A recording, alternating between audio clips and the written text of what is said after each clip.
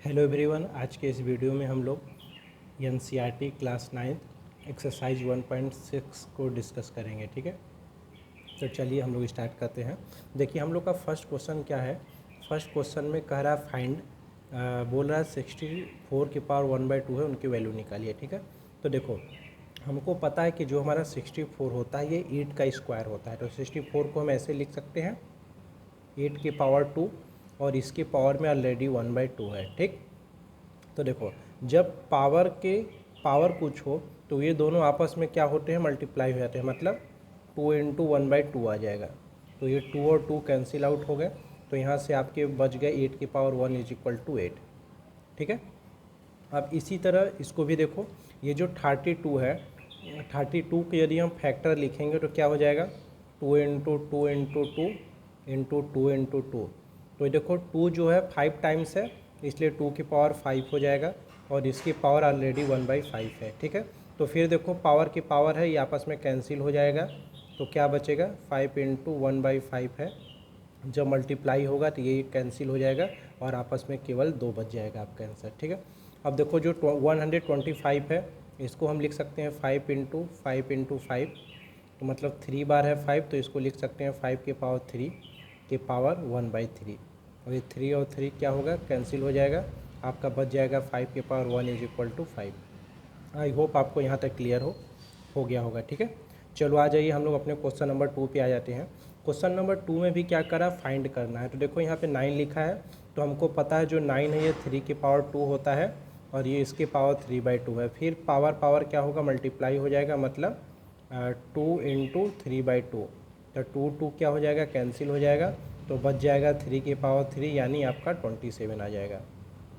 अब देखो 32 फिर से आ गया, तो हमने यहाँ पे 32 ऑलरेडी निकाल रखा था 2 की पावर 5, तो यहाँ से लिख देंगे 32 का 2 की पावर 5 हो जाएगा और ये ऑलरेडी पावर 2 की पावर 5 है। फिर से पावर क्या होगा, मल्टीप्लाई हो जाएगा, तो मतलब 5 इंटू 2/5 होगा, तो 5 कैंसिल हो जाएगा, तो बच जाएगा 2 के पावर 2 इज इक्वल टू 4। अब यहाँ पे देखो जो 16 है इसको हम लिख सकते हैं 2 की पावर 4 की पावर 3/4 है, तो पावर आपस में क्या होगा, मल्टीप्लाई हो जाएगा, तो 3/4 आ जाएगा, 4 कैंसिल, तो 2 के पावर 3 इज इक्वल टू 8।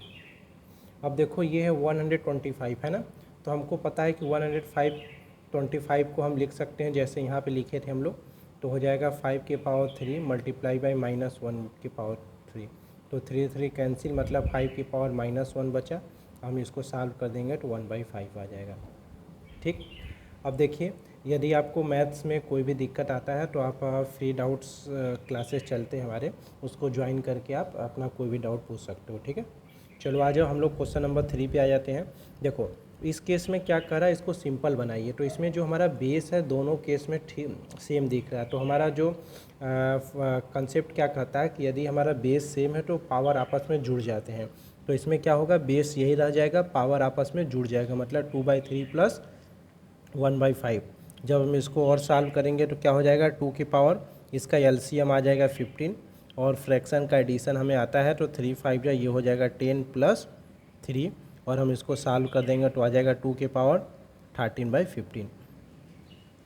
अब इसी तरह ये देखो यहाँ पे 1 की पावर 3 है, 1/3 की पावर 3 है, तो इसको हम ऐसे लिखेंगे 1/3 की पावर 3 इंटू 7, इसको सॉल्व कर देंगे तो 1/3 की पावर 21 आ जाएगा। अब देखो थर्ड केस में क्या कह रहा है कि इसमें हमारा बेस सेम दिया है, लेकिन यहाँ पे जो मल्टीप्लाई का केस था यहाँ पे डिवाइड का केस है। ठीक है, तो ये हो जाएगा, जब डिवाइड का केस होता है तो जो पावर होता है आपस में सब्ट्रैक्ट हो जाता है। तो हमको फिर से फ्रैक्शन का सब्ट्रैक्शन पता है, तो इसको हम एलसीएम लेंगे तो 4 आ जाएगा, यह आ जाएगा 2 - 1, और हम इसको सॉल्व कर देंगे तो आ जाएगा 11 की पावर 1/4। देखो लास्ट केस में क्या कह रहा है कि इसमें हमारा पावर को सेम कर दिया। जब हमारा पावर सेम होता है तो हमारा रूल क्या कहता है कि जो हमारा बेस है इन दोनों को आपस में मल्टीप्लाई कर दो और पावर को ऐसे ही लिख दो। तो 7 8 जा क्या हो जाएगा, ये हो जाएगा 56, इसकी पावर हो जाएगा 1/2। तो यही हमारा हो गया आंसर। ठीक है, यदि आपको अच्छा लगा हो, सब कुछ समझ में आया हो, तो आप चैनल को सब्सक्राइब करें और बेल आइकन को ज़रूर दबाएं, और ऐसे ही आपको आगे भी एनसीईआरटी के सारे सॉल्यूशंस आपको प्रोवाइड किए जाएंगे। ठीक है, bye bye and thank you.